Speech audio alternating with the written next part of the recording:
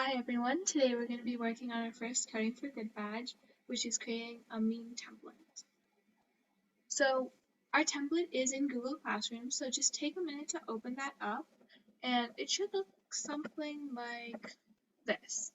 So it should be fairly empty, you should already have a background loaded in, and you can also take a minute to sign in to your WoofJS account if you do have one. If you don't have one, you can always make an account with an older sibling or a parent.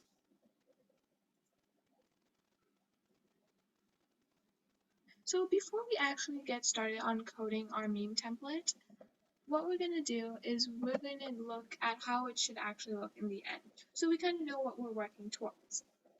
So we're going to start off with a button on our screen that has some instructions above it. So the instructions say to click it. So once we click it, we see our image, we see our meme line, and we see some candy falling off the screen for some like Candyland theme stuff, okay? So are you guys excited to code this? So I'm just going to switch over to my template. And the first thing we want to do is we want to create our button. So we're going to go into sprites and backgrounds and click image. So now just take a minute or two to scroll through all of these. There's a bunch of options that you can choose. You can choose anything you want. If you like soccer, you can choose a soccer ball. You can choose one of these emojis, maybe an apple. I think I like this one, so I'm just going to choose this cool emoji. And to choose the emoji, you just click the copy button. So I'm just going to click copy like that. And then I'm going to paste it in over here. So once I paste it in by right clicking on my mouse, it just shows up on my screen. And you can even change the size of this by changing the height and the width. I'm going to make mine a bit bigger. So it should show something up like that on your screen. But everyone's sizes are going to be different if you choose a different button. So make sure you do it based on your button. So since everyone does have different buttons, we're just going to rename this emoji or whatever you have, maybe a soccer ball, a dog. We're just going to rename it to button. And to do that, wherever it has the blue text on the top next to the word var, which stands for variable, we're going to put button.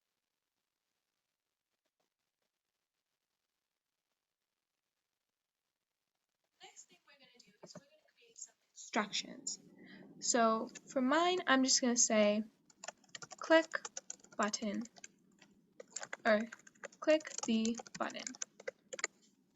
And to put in our text, we want to put it in line 17 next to where it says text, but we want to put it inside our quotations. So it should, your text, whatever you type in, it should appear on red in your coding section of your screen. So if you look on your actual game screen, you can see that the text is very, very small. So we're going to go to this comment where it says, change the size of your text. So to do that, we're going to type in size and put a colon. And we're going to change the size to, I don't know, 30 seems good. So if you want to make it bigger, you can even change it, maybe 35, 40. If it doesn't fit on your screen, you can change it to something smaller, like 20.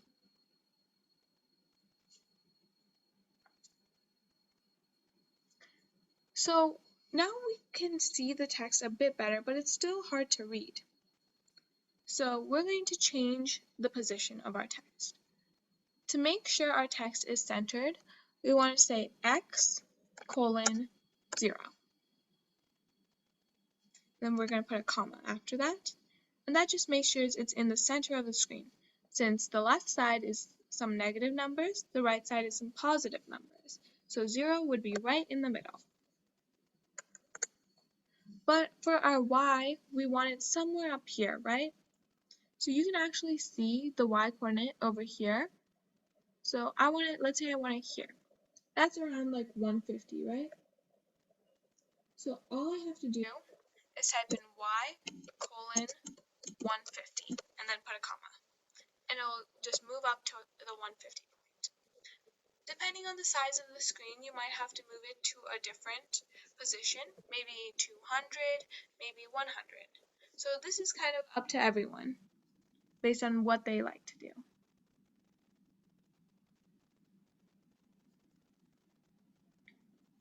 So now we have our text and we have our button. Let's actually click on the button. Our meme doesn't show up, right? And our meme line doesn't, and our candy doesn't either. So what we're going to do is we're actually going to create our meme and our meme line. So we're going to scroll all the way to the bottom, and we're going to go to this code over here. So this is a function, and a function is basically a set of instructions that tell the code to do something. So what this function does is that when this button that we just created is clicked, which means the mouse goes down, we want to make it display an image. So to create an image, we're going to put our image URL inside these two quotations. So just take about 2 or 3 minutes to search up a meme image that you like. And if you can't find one that you like, we do have some sample images in here for you. So you can use those as well. You can just copy the URL that starts with HTTP or HTTPS, depending on which image you choose.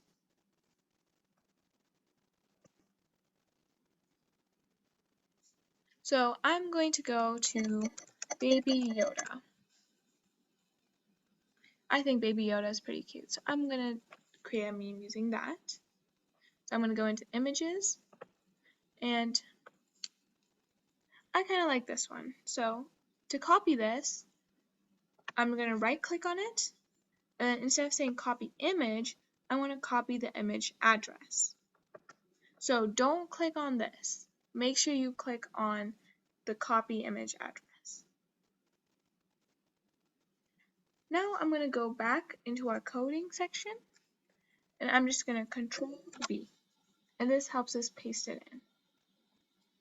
So what this line does is it sets our button image. So over here we had our button, and we had our URL as this. Over here, we're changing the URL to be this. So we're actually still calling our meme a button, but it's a different image. So let's click on this, and it shows up. But it looks a bit small to me, right? So to change that, we're going to type button.width. And this changes how wide it is. I'm just going to set it to 200. And I want my image square, so I'm just going to type button.height. Also make it 2. So just take a second to change the size of your meme. If your meme is longer than it is taller, then your width is going to be about like 400 maybe. It's going to be bigger than your height. So this will change for everyone depending on whichever image you do choose. Now I'm just going to click my button and my image shows up. But my text isn't showing up now. So this time we're going to create some new text. So around line 80 where it says to add text to our meme, we're going to go inside our quotations like we did before and type some new text. I'm just going to type, so Yoda looks a bit sad, and kind of confused, I guess. So I'm going to do when my code gives an error.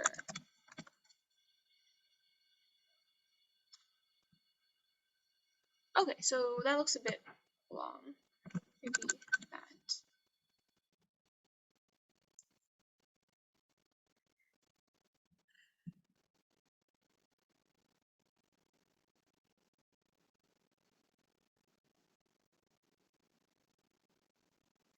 Okay, so I think this looks good. I might actually end up changing the size of my button. Let's try doing button text dot size. I set it to 10. Okay, that looks really small. So maybe 20 would be good. And so these kind of things, when you're coding, we always need to test stuff out because we don't know how big it's going to be, right? So like I'm doing right now, I'm just going to keep changing the size. And not everyone will have to do this line. It's only if your meme line is super long, okay?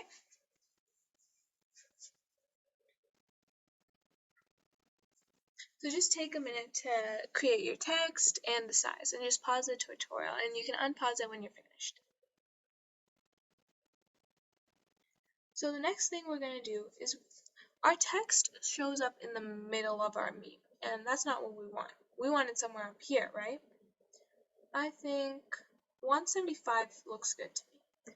So all I'm going to do is I'm going to replace the 0 with 175. And these numbers can be different for everyone. It's not super like hard-coded or super like, so you can keep it as like 200, you can keep it as 150. Really depends on what you think looks better on your screen. So now we can test out our game by clicking our button and then our meme shows up. But now we need to make the candy fall, so we're almost done. We're going to scroll up all the way to line 25, around line 25 where it says to create our 3 images. So to create our candy images, we want to go back into this documentation section. We're going to click sprites and backgrounds again.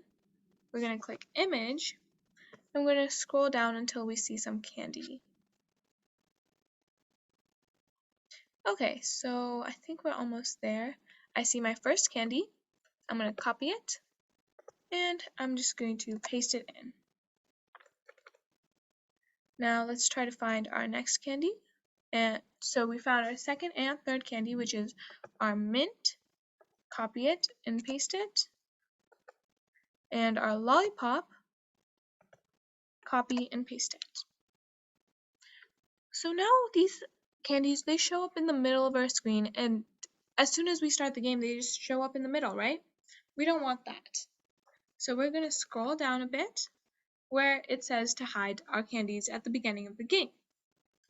To do this, we're going to type in our name, so that's candy, and just tell it to hide. We're going to put some parentheses at the end. So now just take a minute to pause the tutorial and try hiding our lollipop candy and our mint candy too. And once you're done, unpause it and I'll walk you through. Okay, now let's try hiding the rest of our candies. So we would just say mint.hide with our parentheses and our lollipop.hide. So if you didn't really get that while we pause the tutorial, make sure you fix that right now, okay? Okay, so the last thing we want to do is we want to make sure our candy falls. So over here, we're creating another function, and this basically is a set of instructions for how the candy is going to fall. So the reason we create a function in this is because we have 3 different candies. We don't want to write all the code to make them fall 3 separate times. That's going to be a lot of code. So we just condense it into one function, so we only have to write it once. So we're just going to go over here inside our parentheses on line 52, it should be around 52, and we're going to type in candy name with a capital N. And all this does is this tells it what candy is going to run these instructions. Now we're going to make the candy actually show, because we made it hide, but we want it to show up again, right? Whenever we call this function. So I'm just going to say candy name dot show. Put some parentheses, and this will make the candy show up. Now we want to make it start at a random spot on the top of our screen. We don't want it to always start in the middle, right? We want it to start here maybe, here, here, here. We want it to always be different, so it looks like it's actually raining candies. To do that, we're going to type candy name.x, is equal to random x.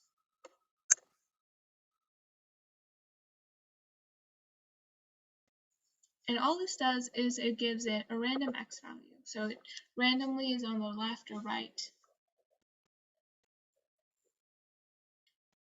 So now we have it starting at a random position, but we also want it to fall. So let's actually try making our cursor fall. So you can see that when my cursor is going down, the y value is decreasing, right? So all we have to do over here is make our y value decrease.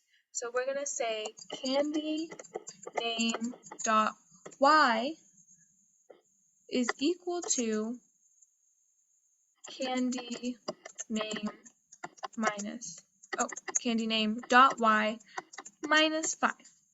So it takes the y position it is here, subtracts 5, and makes that the new y position. So it's just going to keep going down like that.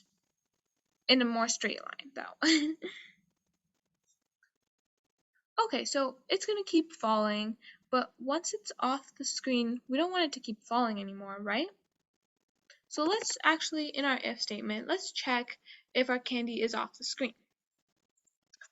To do that, we're going to do candy name.y, which tells it how up or down it is on the screen, is less than or equal to the minimum y value, which is just min y.